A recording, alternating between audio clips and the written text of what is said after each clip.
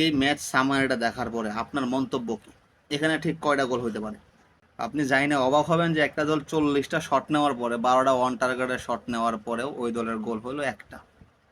78% বল position নিয়েও 1-0 গোলে খেলা শেষ হয়েছে এই ম্যাচ। আর এই সব কিছুর পিছনে যদি মূল অবদান বলেন তাহলে কথা বলতে হবে এই একজন লোকরে নিয়ে। টানা 14টা ম্যাচ বেঞ্চে ছিল এই গোলকিপারটা। বার্সেলোনা লাস্ট যখন ডিসেম্বরে ওদের সাথে খেলছিল এই গোলকিপারের বিপক্ষেই 5-0 গোলে দিচ্ছিল। আর আজকে জাস্ট 40টা শট করছে, এর মাঝে 12টা ওয়ান টার্গেটের শট সে আটকায় দিছে। এই ম্যাচটাতে বার্সার মালার্কো ম্যাচটা 1-0 গোলে জয় পাওয়ার পিছনে বা এই ম্যাচে একটা গোল হওয়ার পিছনে যেরকম অবদান আছে গোলকিপারের, সেইখানে কথা বলতে হয় ওদের যে স্ট্র্যাটেজি ছিল ওটা নিয়েও। আমরা সিমেওনের চিনি বাস পার্কিং নিয়ে, যে ও গোল পোস্টের সামনে বাস পার্কিং করে, কালকে আমরা দেখছি প্লেন পার্কিং। ওরা জাস্ট ওদের গোল পোস্টের সামনে একটা প্লেন পার করে রাখছে, যেদিকে শট দিয়েছে কারো না কারো পায়ে লাগতেছে। এমনও একটা সময় গেছে গোল পোস্টের সামনে ওরা গোলকিপার সহ টোটাল 10টা প্লেয়ার ছিল। এমন কোনো অ্যাটাক যায় নাই বার্সেলোনার যে অ্যাটাকে ওদের গোল পোস্টের সামনে 4-5টা ডিফেন্ডার ছিল না, গোলকিপার সহ 5-6 জন মিলে জাস্ট শুধুমাত্র আটকাইছে। এরপরে যদি আমরা বার্সা নিয়ে কথা বলি, কালকে আমরা বার্সারা দেখছি লাস্ট 15 বছরে এতগুলা শট কেউ কোনো একটা খেলায় নিতে পারে নাই। জাস্ট ওরা 40টা শট নিছে। কালকে যদি আপনি দেখেন ওরা কোন্দে, রাফিনহা, কুবার্সি, ফ্র্যাঙ্কি ডিয়ং সবগুলো রেখে দিছে। আপনি জাস্ট বুঝতে পারেন একটা টিম কতটুকু টায়ার্ড হলে ওদের একটা লাইন আপে এতটুকু রোটেশন নিয়ে আসে। কালকে ফাতি ভালো খেলছে, আনসু ফাতি মোটামুটি ওর যে কনফিডেন্স নিয়ে কথাবার্তা ছিল, ওর ভালো কনফিডেন্স আমি দেখতে পাচ্ছি কালকে খেলার আমাদের। যদি আপনি একটা প্লেয়ার কখনোই এতগুলো ম্যাচ না খেলার পরে একটা সিজনে প্রথম স্টার্ট করার পরে আপনি কখনোই ওর কাছ থেকে লেভানডস্কি বা রাফিনার মতো পারফরমেন্স আশা করেন না আমি মনে করি। বা এটা করাটাও একদম বেআইনি হয়ে যাবে ওর মতো একটা প্লেয়ার। তবে ফাতি প্রমিসিং, ফাতি ভালো একটা সাপোর্ট আমাদের দিতে পারবে। যদি র্যান্ডমলি ওরে ভালো গেম টাইম দেওয়া হয় তাহলে মোটামুটি ভালো কিছু করতে পারবে ও। আপনি ইয়ামালরা নিয়ে কথা বলতে পারেন, ইয়ামালরা নিয়ে কথা বলার মতো কিছুই নাই। জাস্ট ওর নিয়ে আপনি যা বলবেন সেটাই কম মনে হবে।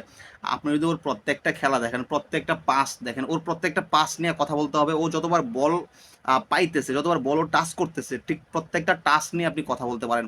কালকে কয়েকটা শট যদি আপনি দেখেন, আর ওর ওই ট্রিবেলা শট তো আছে সাথে।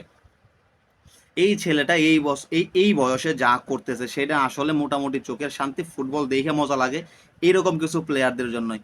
আর আমরা বাঙালিরা পছন্দ করি ড্রিবলিং, এই সিজনে হায়েস্ট ড্রিবলিং এই আমালের। তো সেই ক্ষেত্রে সব কিছু মিলে লামিলে আমাল একটা কমপ্লিট প্যাকেজ ফুটবলারদের জন্য, ফুটবল প্রেমীদের জন্য একটা কমপ্লিট প্যাকেজ বলতে পারেন আপনি। এই একটা খেলা, বার্সার খেলা এখন একটা উপভোগ্য খেলা। যদি আমরা কথা বলি পেদ্রে নিয়ে প্রতি ম্যাচের শেষে যত প্রশংসাই করি নাকি জন্য ওই প্রশংসাটা মনে হয় যে কিছুই না। একজন midfielder on the ball, of the ball, প্রত্যেকটা ম্যাচে এমন ভালো পারফরমেন্স কেমনে করে ভাই?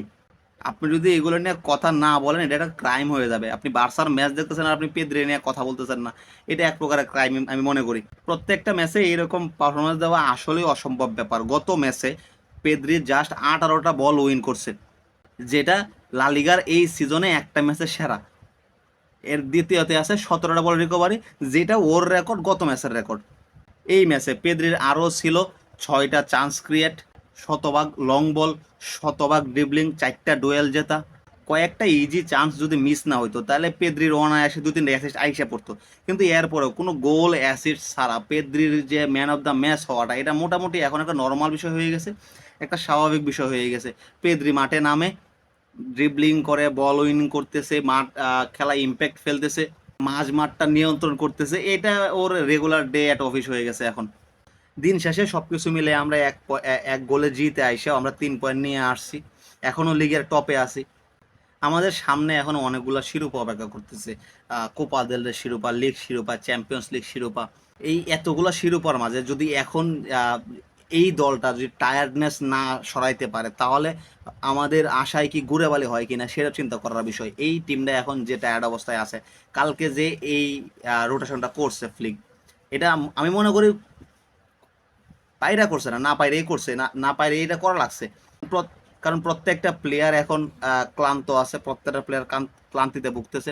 আবার আজকে লা লিগার প্রেসিডেন্ট হেভিয়ার তেভেজ একটা কথা বলছে যে বার্সেলোনা এবার অনেকগুলা শিরোপা লড়াই টিকে আছে, তারা সম্ভবত জিততেও পারে, আবার একটাও নাও জিততে পারে, খালি হাতেও ফেরা লাগতে পারে হয়তোবা। আমি রিয়াল মাদ্রিদ ফ্যান। আমার এখনও মনে আছে আমরা 1982-83 সিজনে মোট 5টা প্রতিযোগিতায় টিকেছিলাম এবং ওই 5টা প্রতিযোগিতায় আমরা রানার্স আপ হয়েছিলাম। হইতে পারে এরকম কিছু হইতে পারে বার্সার সাথে, যে এখান থেকে মাদ্রিদ কামব্যাক করতে পারে, বার্সা যদি কোনো ম্যাচ হারা যায়, মাদ্রিদ যদি ম্যাচ জিতে বা এল ক্লাসিকোতে যদি কোনো ডিসাইডিং হয়, সেক্ষেত্রে হয়তো বা মাদ্রিদ এখানে লিগে ফিরে আসতে পারে।